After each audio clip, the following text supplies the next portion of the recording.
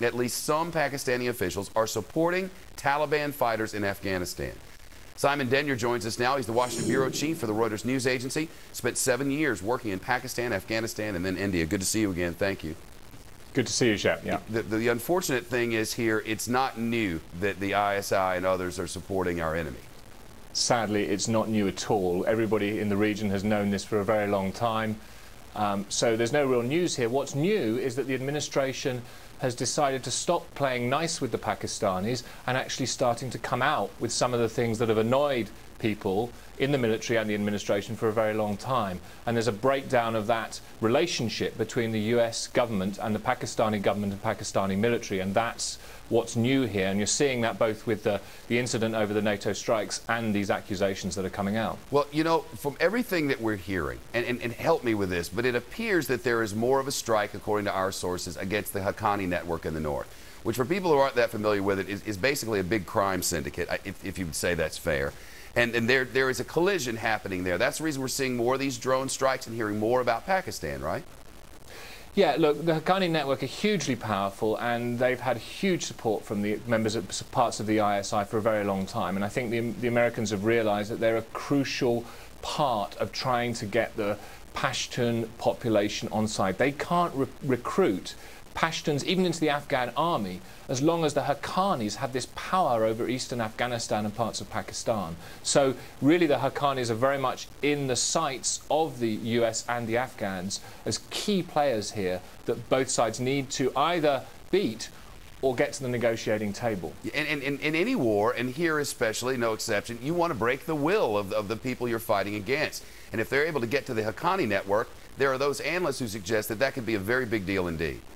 Yeah, but the problem is that the will, whether it's of the Haqqani network or of the Taliban, is very definitely not broken at the moment. I mean, you know, Karzai is going out there looking for talks with the Taliban. He's setting very tough preconditions, but the Taliban really aren't interested because they have control. They have control of huge parts of Pakistan. They have control of huge swathes of Afghanistan too. They feel like they're winning. They feel like the US is withdrawing, and they're telling everybody that. The Pakistanis feel like the US is withdrawing, and they're worried too. So they're not prepared to give up the Taliban card when they feel this sense that the alliance with the US is shaky. And you have to understand very briefly, the Pakistani site, they were burnt in the early 1990s when the US withdrew, and they are worried that the US is going to withdraw again. So they keep that alliance with the Taliban as a key card. And yet our good sources in the military tell us that they sense that there may be a turn of this tide happening in Afghanistan, that we're focused in more, the more troops are in there now, the strategy has changed, they're going after Haqqani, they feel like it's changing, but the truth is we're about to run out of time. And so many of them wonder if a year from now, in June of next year or whatever, when it comes time to start drawing back, if they show the president, here are signs of real progress, that this will continue as necessary. Right.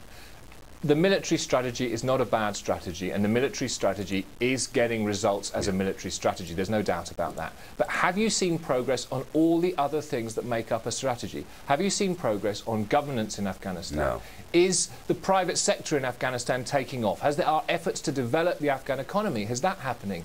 You know, is aid working and getting to the Afghan people? No. And finally, are the Pakistanis cooperating? Because you can't win a war if there's a safe haven in the next door country.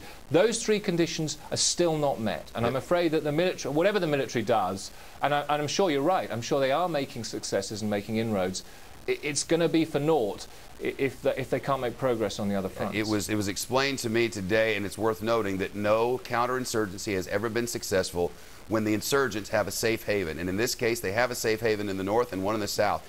But if they're able to attack that safe haven in the north, part of the game will change. And I guess our biggest concern right now, immediate concern, is this supply route. And they say the reason they've taken out that supply route and closed that door is because of this accident. Their military sources and some within the government don't believe that. They think it's about this increased strike. Yeah, look, it's about the increased strike, but it's about Pakistani sovereignty. That's the issue here. Now, there's tension, as you were talking about earlier, between the Pakistani military and the Pakistani government. The military has really lost faith in the Pakistani government, and so have the people of Pakistan. I think the government here is actually trying to send a signal. The Pakistani government is trying to send a signal, not just to the Americans, but also to the military and to its own people, is that we're defending Pakistani sovereignty. And so they're just trying to stand up and be counted. I think this will blow over, frankly, as an issue between NATO and the Pakistanis. But I think this has got a little bit to do with internal Pakistani politics as much as it has, you know, Pakistani-US relations in the medium term. Love your perspective, sir. Simon Denyer from Reuters, the Washington, D.C. bureau chief who knows the region like the back of his hand. Great to see you. Great to see you, Shep. Thanks.